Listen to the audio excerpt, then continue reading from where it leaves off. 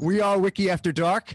And anyways, I'm here with Josh Pallad, Kevin Sanchez. And today we're talking about the documentary, If a Tree Falls. That was the shit we just watched, right? We just saw If a Tree Falls, yes. Yeah, the story of the Earth Liberation Friends. I thought that was I thought it was about a marijuana grow operation.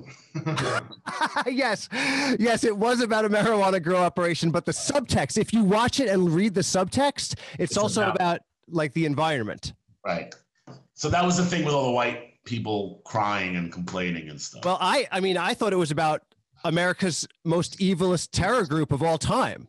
Right. You thought they were the most evil terror? Yeah, trees. For a long time in America, they were the most evilest. They were bigger than, for a moment, they were bigger than ISIS, Al Qaeda, Proud Boys, Antifa. They were the biggest thing going for a while in their day.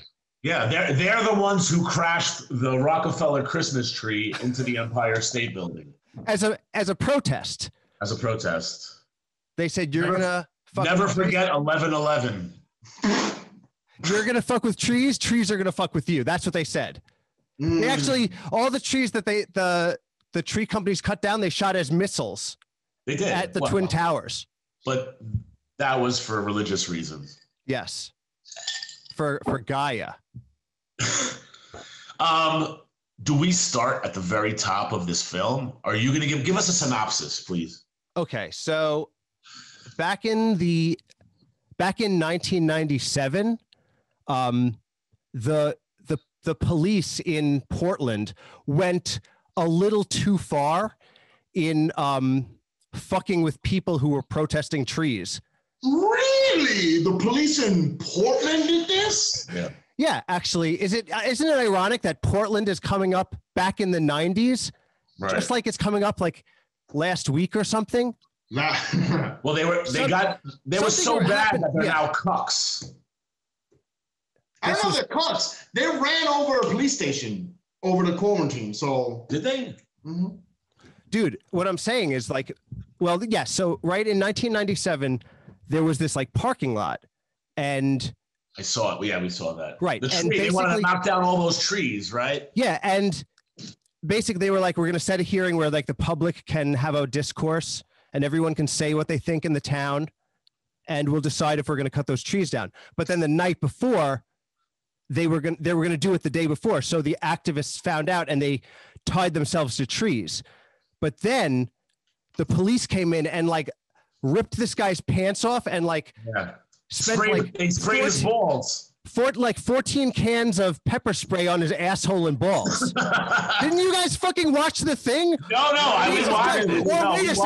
Wait a second. You didn't see the funny parts that were being given to you every 2 seconds. No. 100%. Can I tell you something? I didn't find it funny.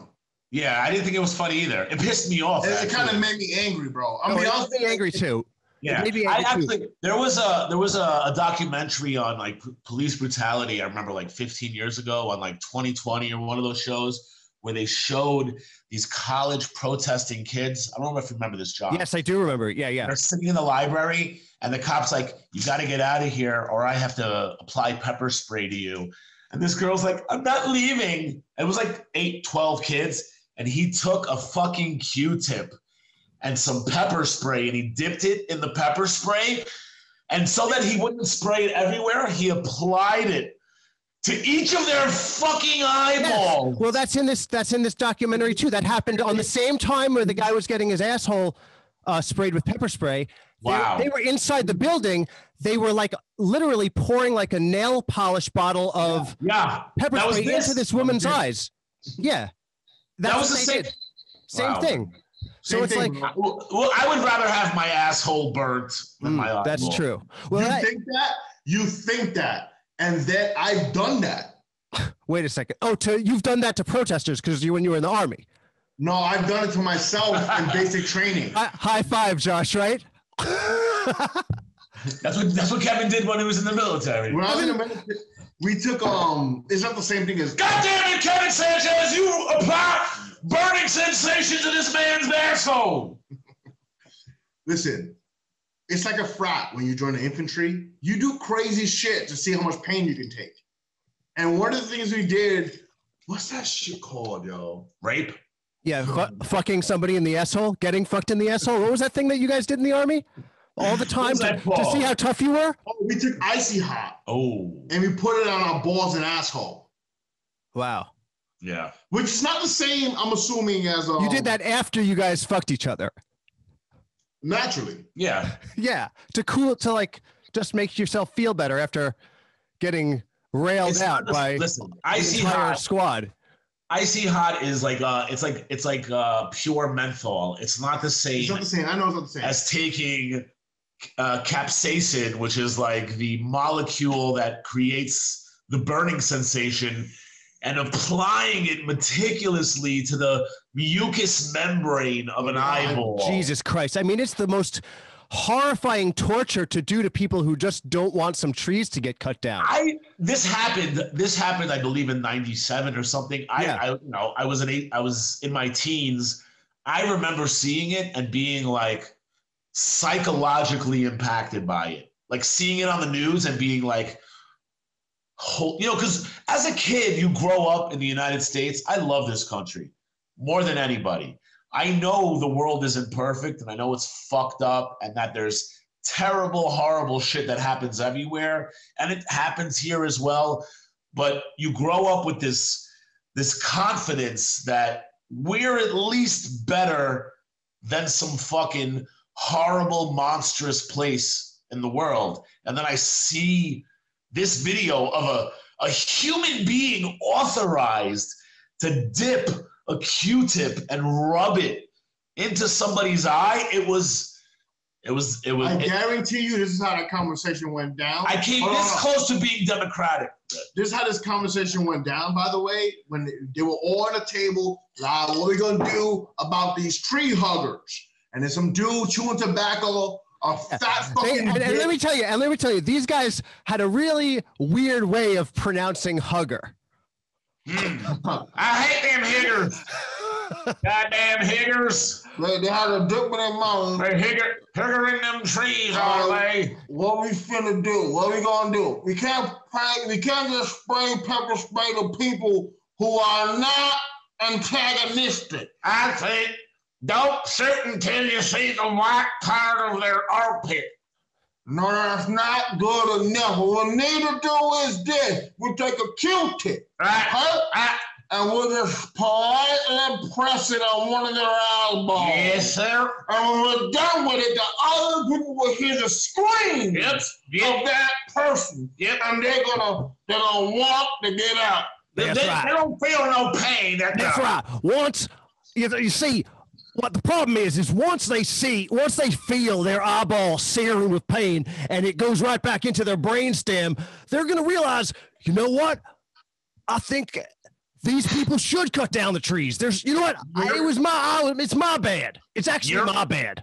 That's not what's going to happen. They don't know. They don't know that we are planting 6 trees for every tree we burn down. Yes, sir. Count them trees. You know, it's like nature of service. You know what's crazy about part of that documentary when you're watching like the police versus people in the street is that it was a very like shit was going down in the streets that felt very pre-iPhone because there was shit that like it's like would people do that now that they're knowing it's like there was crazy. I thought that the riot scenes were crazy. They were awesome. Listen, you could get away with fucking anything back in the day. I mean, let me tell you, like, make no mistake. I don't know about you, but I thought it was awesome. I was like, I wish I was watching the movie and I'm like, wow, like imagine believing in something. See, I feel I'm very similar to you, John. I'm not an anarchist. I don't want anarchy. I want the world held together and confined until a reality that I'm comfortable with. I want to be the anarchist. I want to be the one who rebels against the system and does the things that aren't allowed to be done. I don't want to live in a world where the whole fucking world is an anarchy. No, absolutely. Well, I was just going to say, just to clarify for people who might not know what we're talking about. So what happened was the police went way too hard at basically environmentalists who like were not like trying to hurt anybody. And the overstepping of power that they did flipped people out who were there on the ground so bad that people were radicalized to create the thing called the Earth Liberation Front. And those people, right. And those people went on a arson campaign where they blew up places. But even though they did like 1,200 incidents in all, they never got even killed one person. Let me say something. That's a lot of arson cases. Yeah. You would be fired from Al Qaeda the next day. If you didn't kill not one? No, yeah, exactly. Not one person got killed, which is like, that's crazy. They got the title of most evilest American terrorist group without even killing a person, which I think is like pretty amazing. It's like pitching a shutout. Yeah, but the really hardcore members were like, but how many trees did you kill while you did? That's true, exactly. So I don't know. So I was going to say, so the main character of this documentary is this kid, Daniel McGowan. Yes. Under house arrest. And that's like in the documentary, you spend most time like around his case. Right. Now, I mean, he's a nice guy, man. I liked him. What did you think of him, John? I was like, when the documentary crew came by and he's under house arrest, he must have been like, yeah, oh, you're coming over at 4? Yeah, nah, I think I'm jerking off from 3 o'clock to 8 o'clock today. And you know what I mean? That dude was jerking off day and night. But you know what? What a privileged, lucky kid. His sister loved him. She was really nice to him. She cared about him. He was a good person. He was a nice guy. I mean, I know we're not going to get to it yet, but the fucking snitch bastard in the end. Yeah, I do want to get to that part. I want to hear what you have to say about that because you've been in a similar situation. Sure, many times in my life. You want to talk about what? You want to talk about the rat now? No. But Daniel McGowan. So this was a kid who, like, the crazy thing is he's only a little older than us, you and I. Right. He grew up in Queens. Like I grew up in Ozone Park. Like he's a Queens kid. His family actually seemed like nowadays they might actually be Trump people.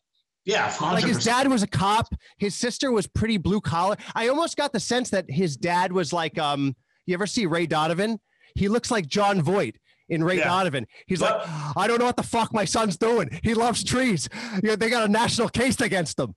I still think he could beat it. Like, you know, he seems I mean, John, at the end of the day, I mean, his son wasn't a mastermind criminal. They were burning places down in fucking protests. I mean, right? I told Kevin, I was like, honestly, like this entire movie is a really big to do about nothing. The entire case is as well. It's arson. You know, I mean, it is a big to do because I think it's a good thing they did. I don't think terrorism is good and hurting people's businesses is good, but you know, their cause was noble. It's a true fucking cause. I mean, you're grading animals. You know better than any of us how important our fucking I mean, are. I would say that our pandemic is directly related to this. You believe so?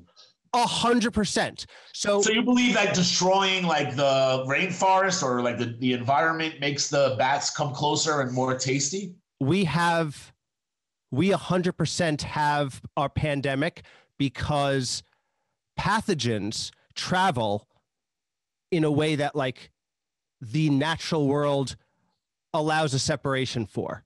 Like pangolin trade, all that shit that happened, yes, like there's a corollary, but like for instance, conifer trees, like a fir tree, like with the pine cones, the pine needles, right, the needles. You know that if you take a snipping of pine needles and put it in like toxic water with like with all types of like runoff from companies and shit, if you like put that toxic, like acid rain and shit. Yeah, or like company runoff from like a factory, that the pine cone, just the pine needles, actually purify that water. It's scientific fact.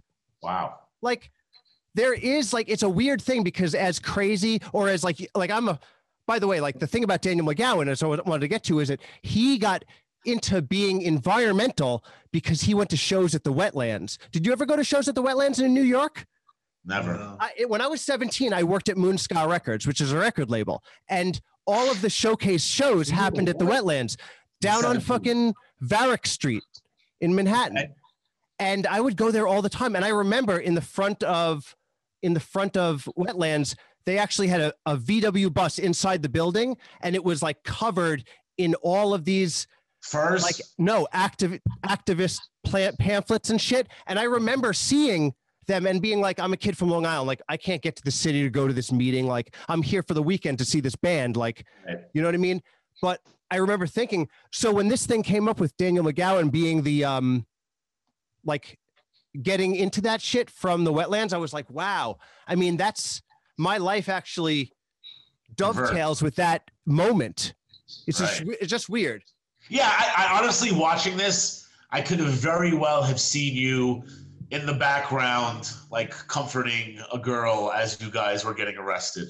I wish I could be. I mean, for sure, dude. Like in my like most punk rock moment, I would 100% want to be an eco-terrorist. I think it's cool.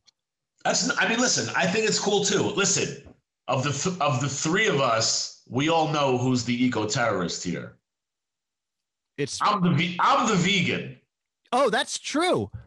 I'm the one who thinks animals should be left alone and we shouldn't kill things and try to let live and let live. Correct? Mm-hmm. For sure. Yeah. I still wouldn't burn a butcher shop down, though. No. A butcher shop. Oh, well, no. That's true. No, but actually the fact that you are vegan is you're like almost beating me by technicality on who's the most environmental guy here.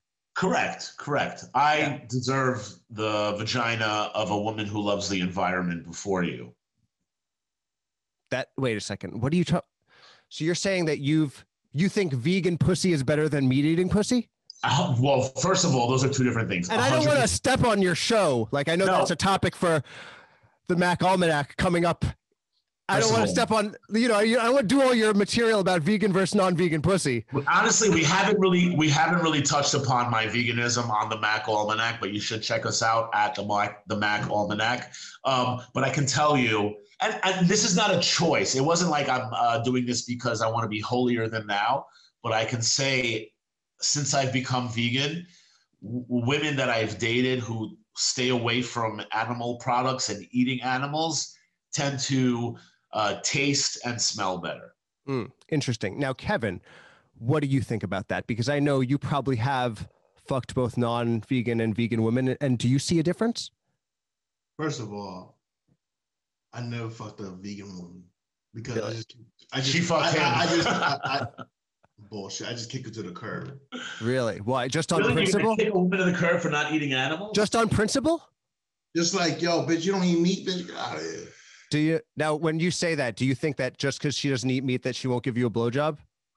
I just think because I just don't want to go through. Wait, I wanted you to respond. Oh, word? Those things are different? First of all, those two things don't relate to me. I've never pulled out my dick in a girl and not wanted to suck it. Right. Except for once. One time. Once ever. Well, that sounds much more interesting. Out of the 90 girls I've ever been with, or around there, 70 to 90. 90. One girl was Josh, good. do you hear numbers like that and be like, 90, what a loser. Yeah, he is a loser. All I was thinking is that Kevin should have been wrapped in a couple of weeks older newspaper. What? You know what I mean. I don't know what you mean. You saw that article I sent you, right, John? I did, but you know who hasn't seen the article? Our listening audience, so they don't get that joke. Well, anybody who doesn't understand, Kevin was adopted. Kevin, you were bragging about your dick, though? Continue. Yeah, I was bragging about my penis. Kevin was found wrapped in a newspaper. Yes. And the bonus part was his penis. I don't know. Honestly, or Kevin was discovered at a salami factory. It was all dick and a tiny little baby it's attached to it, and he actually grew into his penis.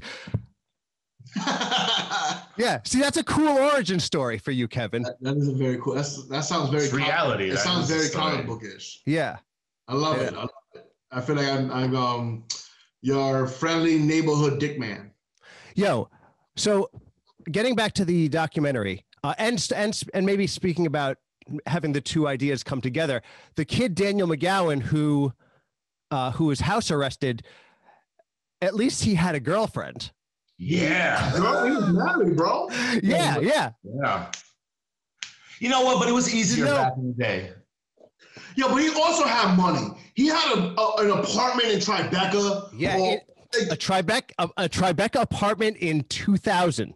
John, this was but still, this. No, but also, I'm agreeing with you. But a Tribeca apartment 2000, if you equal the money it cost to buy it in 2000, is equal to the money almost it cost to buy it today. I'm agreeing with you. I told Kevin when this thing started, I was like, why is this interesting? It's about fucking rich kids who decided to misbehave and got into a little bit of trouble. That's what the fucking whole thing is about. No, but didn't. The guy got in, like, his life is still in shambles. Like, is he getting fucked in a fucking prison cell? Maybe. I don't know if he got fucked in a prison cell, but he was in jail for like 8 years, and now he lives in halfway houses. I mean, that's the truth.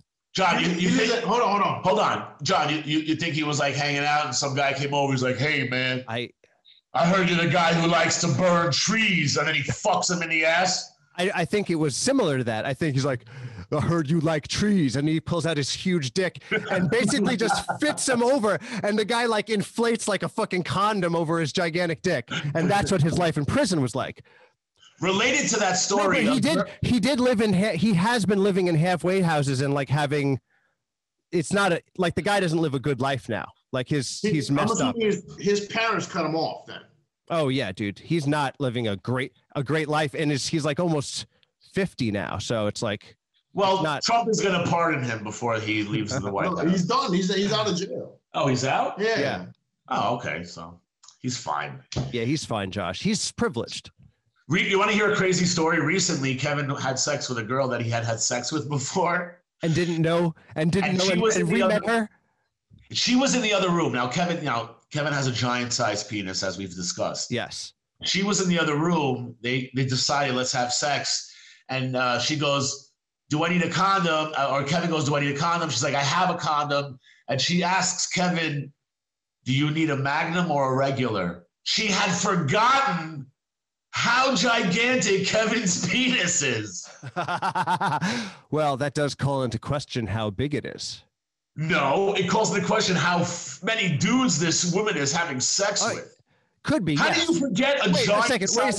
Wait a second. But what that tells me is that she just didn't remember Kevin. Like Kevin wasn't memorable. Didn't imprint on her, so that the next time she looked at him, she was like, "Ow! Oh, I remember that." Here's the thing. I let Josh run with this because it's just funnier this way. Was it though, Kevin? It is. It is funnier this way. But to defend myself here, she asked, I think she was being facetious. She wasn't like being, you know what I mean? Right. Well, at least she knew that you might need a Magnum. I mean, yeah. Listen, trust me, she burned Kev's dick in the end anyway. He still got an STD, so no harm, no foul. Yo, by the way, I'm pretty sure she knew she gave him an STD, John. We're not joking. Oh, really? What STD? Probably chlamydia. You guys are great, dudes. Like she. And are you talking about this on your other podcast? Yes. Yeah, I already did. I went off. Yeah, I went off. People are listening to it. They're hitting me up like, should I get tested? Kevin got intoxicated and basically disclosed all of his STDs. That's cool. That's cool. The problem is that in order to like keep heightening the bit, you have to keep getting more and more STDs. Yeah. You have to just be a bug chaser. But you know, Kevin said he's Dominican, so he's immune to AIDS, apparently. That's true, but not chlamydia somehow. No. That's unfortunate. Chlamydia is like the flu. Everyone gets it at some point. Yeah. If you're fucking active. If you want to 19. Yeah, I don't live my life like that, I guess. It's just no, you don't. And honestly, it's super annoying, dude. Like, you know what's crazy is only with girls who I'm like, oh, okay. I'm just gonna see you right now. I'm just gonna see you and nobody else. And then 2 weeks later, I'm like, damn, I ain't see no other bitch. Why am I shit her like this? And then I'm like, yo, girl, you should get, and she's over here pretending that nothing's happened to her. Why are we talking about this right now? Yeah, I know. Well, it just seemed a lot more. It just seemed a lot more. Well, this is a documentary about wood that's on fire, so I thought. Yes. What makes more sense to talk about Kevin's burning crotch? Yeah, exactly. And the girl happened to be from Portland. That's what it is. True that. True that. He was a vegan it was the only vegan Kevin ever fucked, and that's why he's, not so into it. I'm so adamantly against him. Yeah. Let me ask you a question. Have you ever done Adderall? Have I ever done Adderall? Yeah. I did one time when I was 19 years old. What happened? Well, it was during a recording session for my band, because I don't know if I've ever told you, but I used to be in a band. Really? You do music? Oh, yeah. I can take out my guitar and spend the next half hour just trying to play through one song that I can't remember. I could see you playing a song called Aquarium. Yeah. Yeah, the themes in my work have always been consistent. Anyways, we were talking about No, you said you took Adderall. You were going to talk. Oh yeah, I did do Adderall during a recording session for a song that we were recording for a compilation, and I was 19 years old, and we were making fun of the fact that in what the hell is it? The Simpsons. Do you remember the Focusin episode when Bart does Focusin? Yeah. It's Adderall, yeah. Yeah. I like that they call it Focusin, and we were calling it Focusin.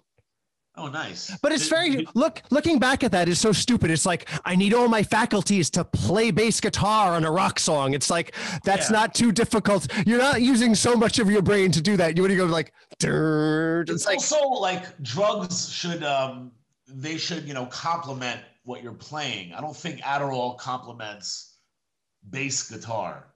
I mean, like some pot, yeah.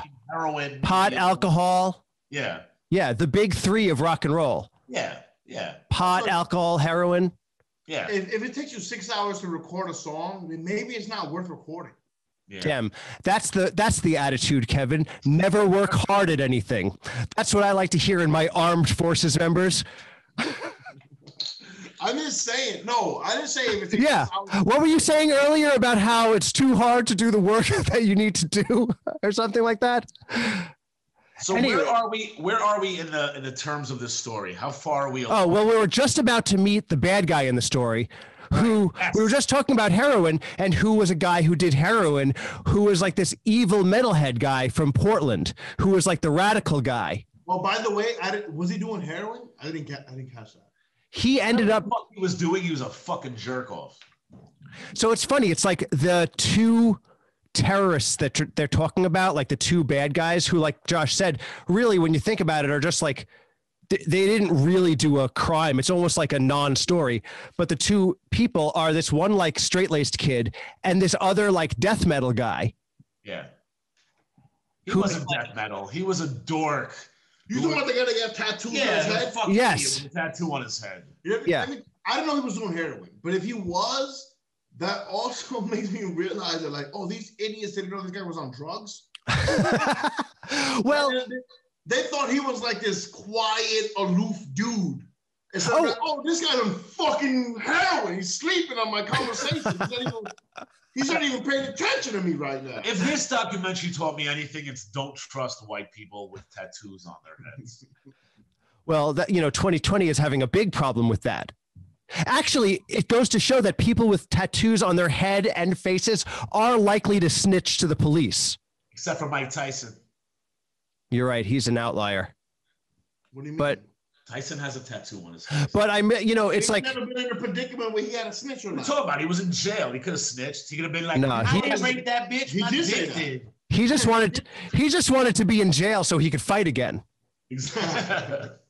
Shout out, Mike. We love you. Yeah, we love you. Also, I love Mike because I don't believe he raped the chick. Yeah, I don't think he raped her either. Why would you guys believe something like that? I believe her always, except for when it comes to Mike. Yeah. So what do you call? So this one guy ratted on the other guy, but after a long time, like they had done all their exploding shit.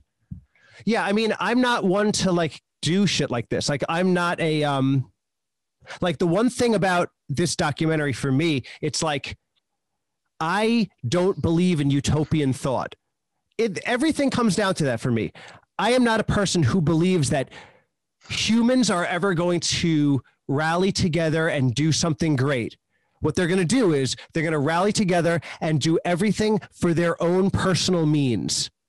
And they might outwardly be doing the thing out of egalitarianism, but some percentage of it is for their ego or for some other thing, because we're all looking out for ourselves. And when shit hits the fan, everyone rolls on everyone, which is like also like in this documentary. This kid didn't roll. This kid's story, the one kid who was like, whatever, the privileged kid, he didn't rat on anybody, and that was the reason why he went away and did his. Him and 6 other dudes. Yes. Yeah, they all didn't rat on each other. They were all stand up, no rat people, and I commend them for that. It was only heroin tattoo dude who did that. And then the FBI tapes, the recordings, he was telling the dude with the fucking tattoos on his head, he was like, all we gotta do is not snitch on each other. They had the recording. He's like, as long as we all keep our mouths shut, we're good. We're good. Except the guy who was recording them say that was already ratting. He was already ratting. John, have you ever committed arson in any way? I've only talk about that's been long enough that you can speak about. Well, my only crime, like I actually did a crime, and it was right around this time, like 97, 98, and I got away with it. Is this what I'm thinking of?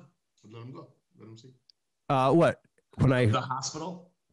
Oh, no. I'm talking about when I shrunk those kids. Oh.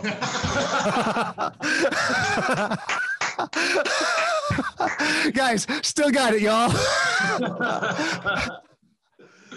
When I was 9 years old, I had a friend who moved away a year later, but I had gone to his house, and he had he had a small 3-story house that he lived in, and there was 3 of them. So it was like these joined houses, and they had a little garbage disposal area, fenced off with like a big dump spot. And we were 8, 9 years old, and we were pyromaniacs at the time. I don't know if you were. Were you when you were younger? I wish I was a pyromaniac. I never did cool shit like that. Me and my friends were complete pyromaniacs. We used to like burn shit, like try to blow up batteries and stuff. Normal Queens guy things. So this garbage disposal area was like about 40 feet from his apartment. He lived on the 2nd floor, and we went there with a bottle of isopropyl alcohol, and we dumped it all over the garbage, and then we threw matches on it. And the thing we didn't know at the time is when you throw a match onto isopropyl alcohol, it burns immediately a very light color blue that's almost translucent. And that is pretty cool, especially for 9-year-olds. That's like the best day of your life. You can't see it though. We didn't see it burning, so we just did it, and we went back to his house. And about 5 or 10 minutes later, we're sitting in his living room, and thick billows of black smoke going across the window. I thought you were like, "What's going on out there?" And the next thing we hear, fire trucks are coming, and I'm sweating. I'm like, "Oh shit!" Oh my god! And my friend's like, "Oh, I'm gonna go see what's going on," and I'm like, "No, stay in the house. Shut the fuck up. Stay." He's like, "No, I'm gonna go check it out." He goes downstairs to check out the fire, and when he goes, and I'm looking out the window from the 2nd floor, a lady across the street goes, "That's one of the little boys who started the fire." I'm like, "Oh my god, no!" And he's like, "What are you doing, man?" And he runs upstairs. Thank God we didn't get in trouble. I mean, it probably would have been better off for me if I dude. Then, but we got away with it. You guys sound like a couple members of the Earth Liberation Front. I am. Listen. That's tight, dude. I'm a vegan member of the ELA. Yo, that is fucking amazing. I never lit shit on fire because my brother was lighting shit on fire in our room,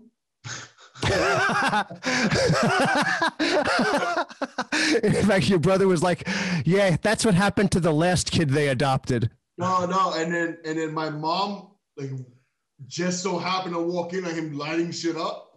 And she fucked him up for 3 days and 4 nights. Like, it was like one of the worst beatings I've ever seen a man take before. She beat him up consecutive days? Every just like she remembered, oh, you trying to light my shit on fire? Just come in. Like, nice. She would be eating dinner, and she would like throw the fucking dinner in his face and start fucking him up. She was dropping elbows on him. John's dad did that, but to his puppet.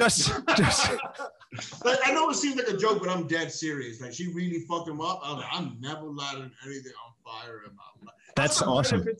Having siblings is sometimes they do shit you want to try, and you learn their lessons. And you learn their lessons.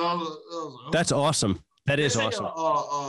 A wise man learns from his mistakes, and a smart man learns from others. Somebody else's mistakes. And let me tell you something. I was like, I ain't never lighting no shit on fire. Hell yes, dude.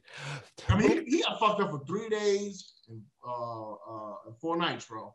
Amazing. When Josh was talking about his story about how he set the garbage on fire, I thought he was going to be like, and it was burning this blue flame that we couldn't see. So we went back inside, and then like 2 hours later, we hear a granny screaming, "Ah, I'm on fire!" Ah! You know what though? But like, I think that happening that day really, had an impact in my mind, because listen, we just wanted to burn stuff. I didn't want to hurt anybody. Yeah. And then the next thing I know, I mean, this fire was huge. It was an entire dumpster on a flame. Yeah. You know what I'm saying? Yeah. You don't realize repercussions when you're a kid.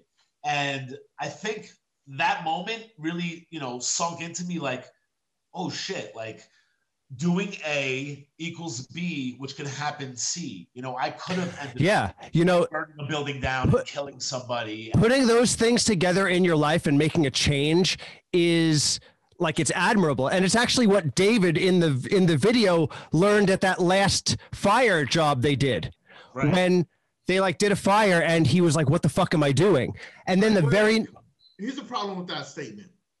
Didn't they do like 6 fires or 8 fires? Like 12 or something like that. Yeah, but there was one right before the ELF changed and started actually thinking about killing people, where Daniel bowed out, and he was like, he felt like it got a little too crazy. It's the same feeling that Josh had at 9, only like he was having it at like 30 or maybe even younger, like 25 or something like that. Yeah.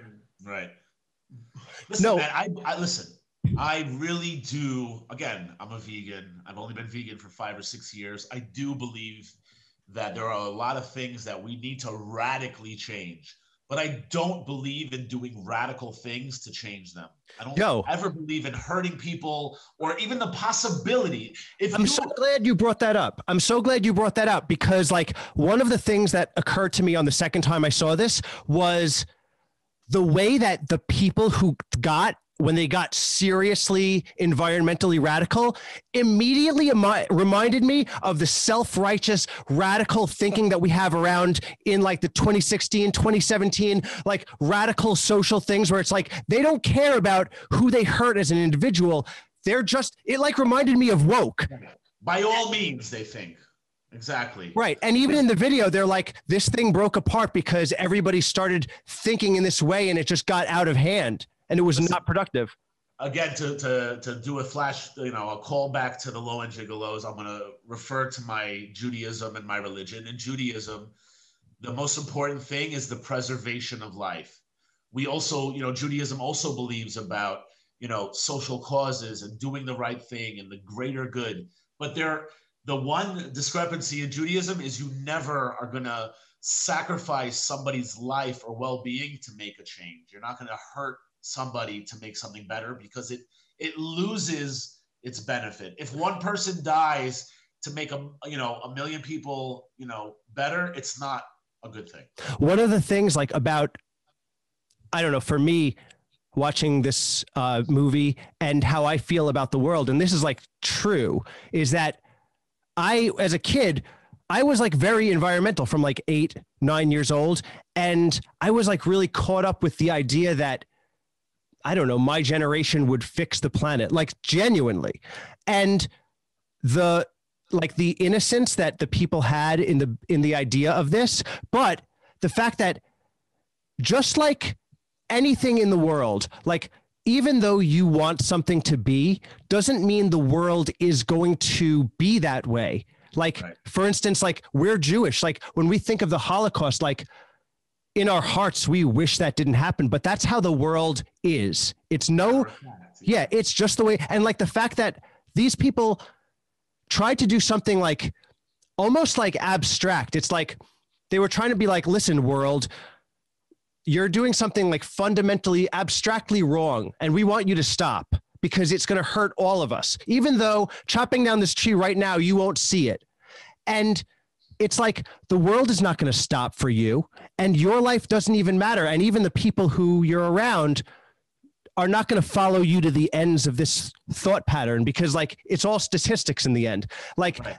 That it like does make you feel powerless. It's like, what do you do? What do any of us do? I think, I think you do what somebody who I admire very much does, which is you, Jonathan Kaplan. You like something, you have an affinity for it, bring positivity to it. You know what I'm saying? Like show people why they should cherish trees. Show people why we need these things in our life. Putting yourself and burning things on fire and standing in front of a tractor, it's a small, road bump to what, somebody who wants to make money off of it's from. If you take the power that you have as an individual and a human and you show the value of what you see has value, then I think you make an impact. Then I think you can do something on a greater aspect without hurting somebody to stop the flow of destruction. Yeah. And if you're unable to like reach within yourself and produce or like connect with people and the world does feel really bad, you can always just turn around and do fentanyl. Correct. Remember, fentanyl. Fentanyl. Voice of environmentalists across. Yeah, it's like, listen, things are not going to get better, but like you can go out in like a cool guitar riff of glory, Hey, you can't spell chlorophyll without fentanyl.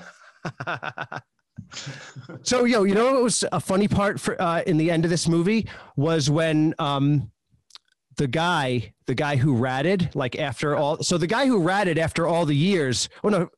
The guy who got everyone on tape, which was right. The bad guy. Yeah. So what I thought was, years later, the metal guy had really like let himself go. Right. And I thought it was funny that, Daniel, the kid who like got like pinched or whatever. Right. Well, up in it. Yeah. When he like in the video, when he recalls the other guy, he got his digs in. He's like, oh yeah, I saw this guy, Ferguson, after a long time, and man, he was really fat. I mean, he looked kind of bloated. I don't know, he was kind of so fat and eating something.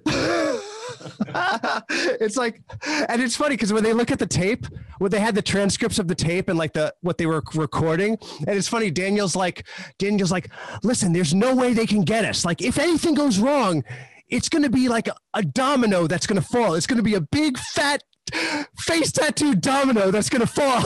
You know what the really funny. Also, by the way, wait, not the only person that snitched. His ex-girlfriend snitched too. Oh, I knew you would bring it up. I didn't have to bring it up because I knew that watching this movie, something would really rub Kevin the wrong way. A woman that snitched. Let's not just blame let's blame everybody. Well, I was gonna say, John didn't really know who the bad guy was until the guy said that the guy got fat. And then John was like, that's the bad guy. There he is. Couldn't figure it out. I thought it was the first guy. But the twist of the story is the dude with the tattoo became the bad guy. And John's like, there he is. You and Scott Hall outright. Yeah. Yeah. So wait, with the woman, his girlfriend was a rat also. His girlfriend was like, you know what pissed me off? What? Because about her was that she was like, until you've been in my shoes, you have no idea what it's like to be me. And According to me, I had to snitch guys because my freedom was at stake. We were just kidding around and they just start burning shit. I was like, okay, I guess no one's dead. Actually, Was it the bad girl? Right, dude. No, she was cute. Oh. You're right. I do like she used we were joking around defense. We were just like trying to do the right thing. And then the next thing you know, I'm going out for my pumpkin spice latte and we're burning up places. It's like the moment I knew that I had to snitch on Daniel was, I think it was September 1st. And I went into Starbucks in Seattle and I just was like, I smelled this pumpkin spice latte. I'm like, there's no way I'm going to go to jail for the rest of my life. There's no PS latte. I mean, I was the focus group for them. I was the reason why they came out because I gave such a raving review on it. If this movie has done anything for the three of us, is it explain that white people are terrible? And that's not something me and Josh take lightly. I don't know. know. Because we look white. I don't know. If I think this movie has taught me anything, it's that I realize that watching too many cartoons does harm kids, because it's like all of these kids who joined the ELF obviously were really into Captain Planet. Yeah. And yeah, I had a friend who ran off the side of a building and thought for sure if you don't look down, you can still run back. Yeah. Yeah. That's a really fucked up thing because it's kind of true, but yeah. But you're somebody who didn't rat when you were. No, yeah, never ratted. It's weird because I was watching that part where the fat guy ratted to the FBI and I was like, I know a fat guy who never did that shit. Well, the thing was, I didn't want to be a fat guy. That guy was comfortable in his fat carcass. Yeah. He was not as fat as Josh, so he felt comfortable still in his own skin. He was fatter on the inside, though. No, but that guy was a pussy because Josh, when you were in your situation, you didn't budge. And this guy budged and they didn't even have anything on him. When I got in trouble with the law, I actually leading up to it for probably 6 months to it, or maybe even longer, because I knew I was working with unscrupulous people. I had come to the comfortable conclusion in my head that I was going to get in trouble and that I was probably going to spend some time in federal prison. And I was kind of looking forward to it. I was still a giant fat ass at the time. I was like, well, maybe it'll be a way for me to get into shape and I can work out. This is before, let me ask you a question. This is before your son. Yeah, many years. Many years before your son. Now, do you think if you had your son, maybe you would have ratted? I already did. I'll rat everybody out. I have a kid now. I love him too much. No. I mean, listen, the truth of the matter is, you don't know. No, listen, if I had gotten in trouble with the law when my son was 1 year old or a baby, I hate to say it, but it would be a lot closer to me being cooperating with anything. I could never see myself doing that, but I couldn't imagine missing, those, these are years that are the most important of your child's life. It's the bonding years. It's the years that set, I know because I didn't have a dad around at that time. So not having a father while you're developing as a child. Can you imagine what the mother would have to tell his kid? Be like, yeah, I'm sorry. Like your dad's in jail. He just loves trees more than you do. Well, more than he loves you. I fucked that up. Hey, listen, it wasn't that funny. His mother tried putting me in jail, so she didn't really see. She didn't really see the same benefit. But again, I don't know. I grew up. It's almost a romantic novelty. Not a novelty, but it's a romantic ideology that we thought of. At least I thought people where I grew up thought of that. You just don't do that. Like if you're going to be a criminal, you keep your mouth shut. Like you chose to commit a crime, you did something knowledgeably. You didn't do it unless somebody, coerced you into doing it or he tricked you into being an accomplice into something. If you chose to do something, you're a man, you're a woman. You stand by your choice, and you don't fucking ruin other people's lives if you get caught. It was a big no-no for me. So Yeah. What about you, Kevin? What would it take to get you to rat? Very little. No. Very little. No.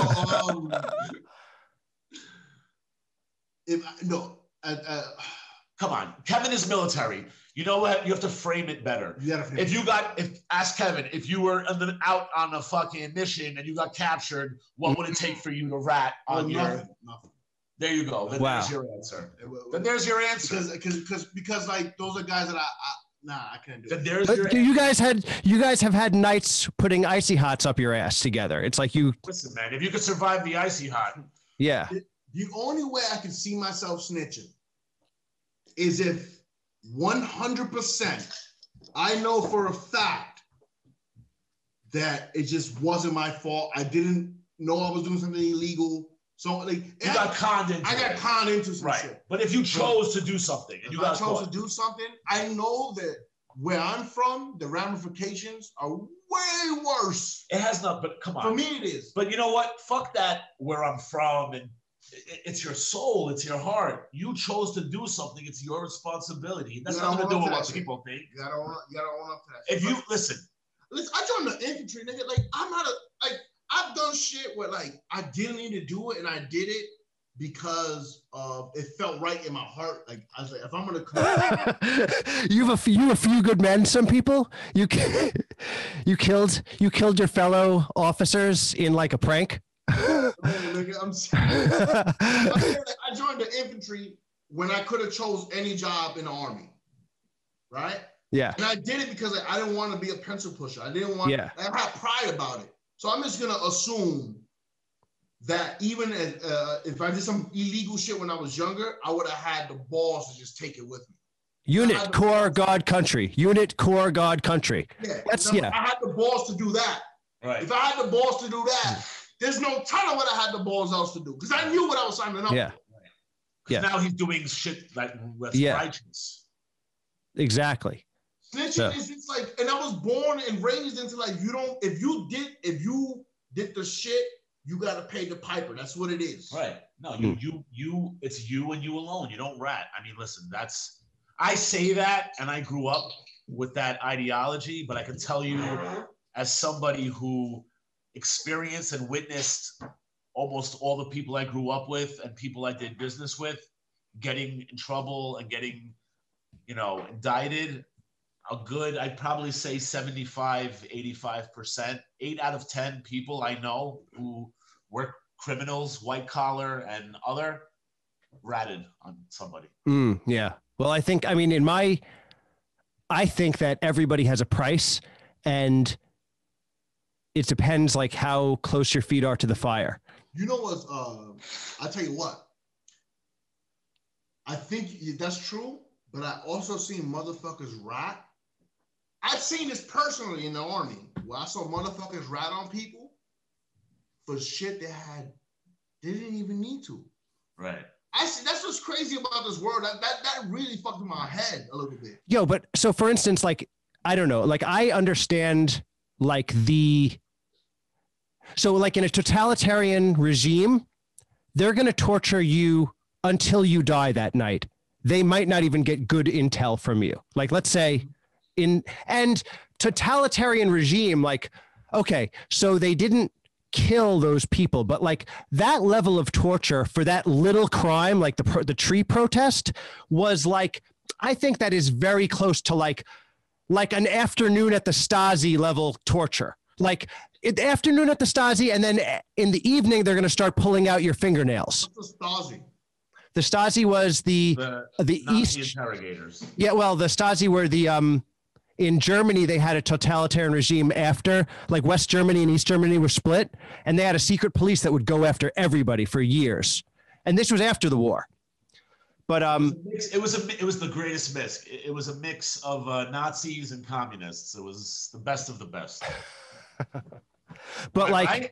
Yeah, I mean, it was exactly. But I mean, what he's saying is like, you propose of like, how would you or would you not rat? And it's like, just from this documentary, it's like, what is the sliding scale of like what's considered just a day at the cops, or like the level of extremity towards a person like for nothing. That's like totalitarian is like the minute you say some shit that's against the government, you and your whole family are gone. That's the difference between what people who don't read think that like it's all chill in North Korea.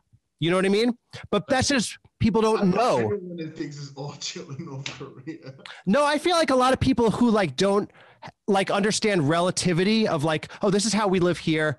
But there's places that they live completely differently. Let's test our freedom. Donald Trump is the president-elect. Wait, are you saying that? Hey, listen, you can do all that on Leonardo's show, but hey, come on. You know, I'm just. You really think? No, but do you think? Do you think? Ambiguous? I mean, Josh, like, I mean, sure. No, you can live in that reality if you want. Also, like, if we're going for funny, I'm not sure that's as funny as. I didn't say funny. I said ambiguous. If I say testing your freedoms, no, absolutely. But if you're saying, oh, testing my freedoms because I need to like impose the will of the whatever you want to call that aspect of America, if you need to impose that aspect on the future going forward, then I'm going to say no. We have to pick between two evils. I'm going to be poisoned. I'm going to fentanyl myself to death in like this horror show and not that horror show. But that's like, well, I wanted to test the waters and see if somebody stormed through my. Oh, I see. And put me up on the gallows. So I guess we're free. And I think you feel the same way I do. And our feeling is that we just want life to be peaceful and harmonious and working as smoothly as possible. Wow. You know what I'm amazed at is how I flew off the handle just now. Wow, dude. I haven't been around people for a while. But also that's just been our norm for the last 4 years. Is people just flying off the handle. Yeah. Yeah. Rest in peace, Adam Morris. Well, no, it is good to be able to say what you want. And I mean, as far as ratting goes, like, I definitely I don't live my life in a way where like I have to feel that feeling. I think that I tend to want to avoid just the idea, like whenever like this shit happens or like whatever, when you watch these stories about any type of crime, like my heart starts beating. I'm like, I don't want to be stopped by the police. Like, I don't want to fucking be seen. Yeah. You want to be left the fuck alone. Totally. Yeah, I get it, John. I get it. And the truth is, that's a wonderful thing to yearn for. And in a completely free society, it's something that you can very well accomplish. But as people lose their rights, the person who keeps to themselves is usually the last person to realize they've lost all their rights. There's a great like Holocaust, like first they came for Kevin Sanchez. And you said nothing because you didn't even want him living there anyway. Yeah, you were like, I don't care. He's wrapped in a newspaper. Yeah, you just wrap him in a newspaper and take him. He looks like a gigantic salami.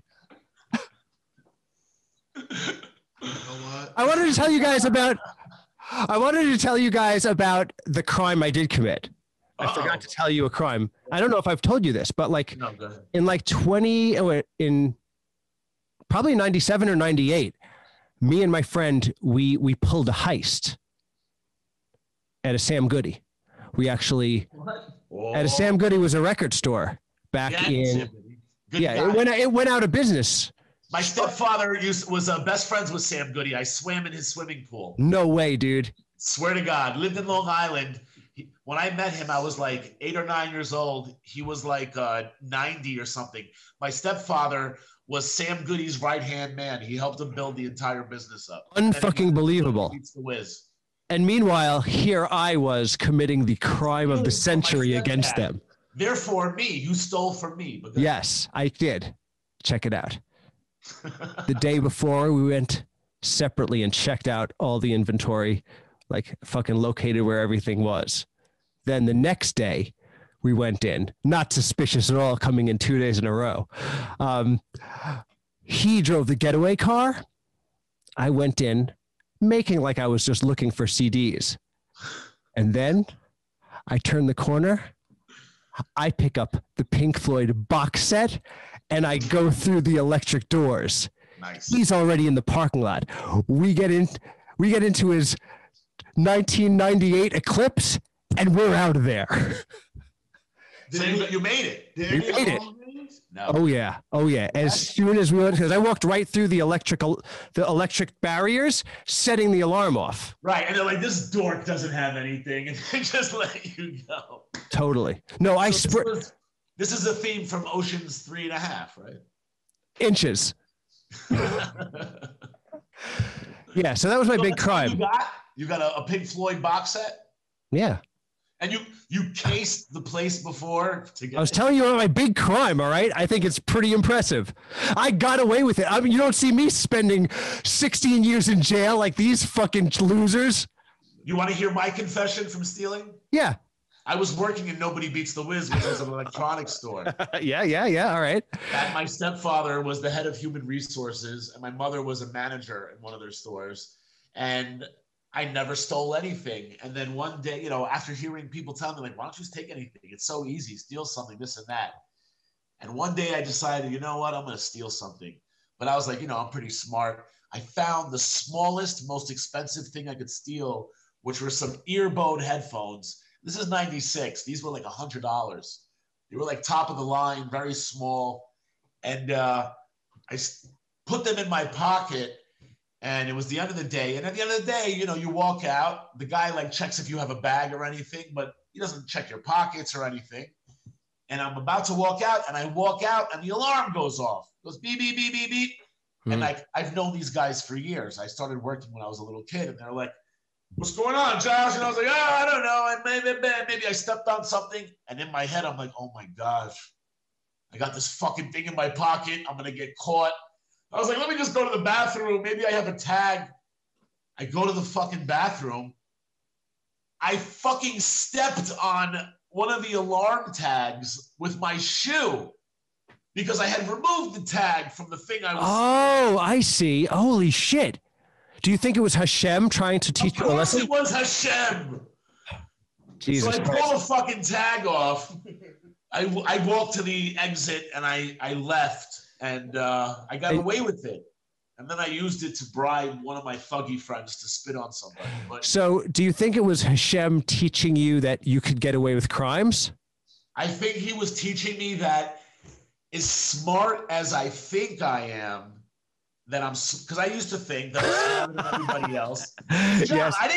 John, I wasn't an idiot. I didn't take something that had an RFID thing in it and put it in my pocket. Right. I removed all the shit that would go off and stuck it to your shoe.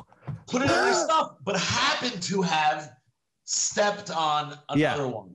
I know. It's almost like old Greek myth irony. Yeah.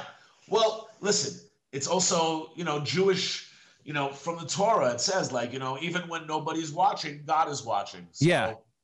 Right. Are these do all these things have meanings behind them or not? I like to think that there's a little magical sprinkle dust on everything, Well, you know what I feel. I think there's you either believe life has purpose or you don't. Right. I think it does, you believe in Hashem, I call it magical sprinkle dust.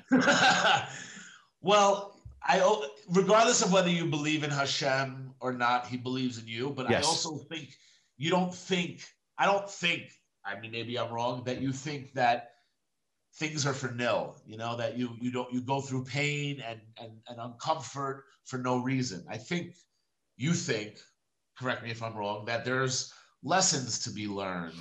For sure. Growth in your soul. So if you believe in that. Well, it's interesting you bring it up because here's something that maybe this is right from my soul of how I think about this.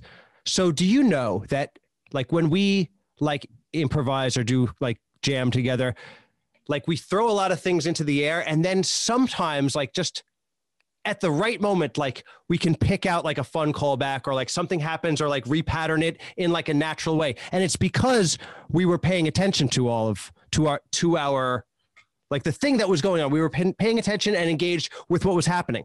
I think that life is a little bit like that, where is there magic? Is there not magic? If you're paying attention to the things that like actually are, and then like you're doing from like an earnest place, then there can be, you can tap into the magic that's already there, and it can only be understood by you. Right. Well, I think what you're saying is the magic is there if you're present and you're aware of it. Yeah. And I think, but this is where it comes back to it proves itself. I think that to be present and aware, to be evolved to the point where you're paying attention to life, that comes from other lessons, of smaller lessons of being defeated, failing, hurting, stealing, and seeing repercussions. And then eventually from learning these evolutionary soul lessons, it brings you to that point of being present and witnessing and seeing the magic that's there. And that's why we're alive, so we can grow. Yeah. And that's what maybe the reason why the three of us are doing a podcast called Wikipedia After Dark, or Wiki After Dark. Guys, thanks so much for listening, watching. We are Wiki After Dark. We love you. We love you. Live with Sanchez. At the Mac Almanac. Hell yes. Let me just see how I fucking turn this off.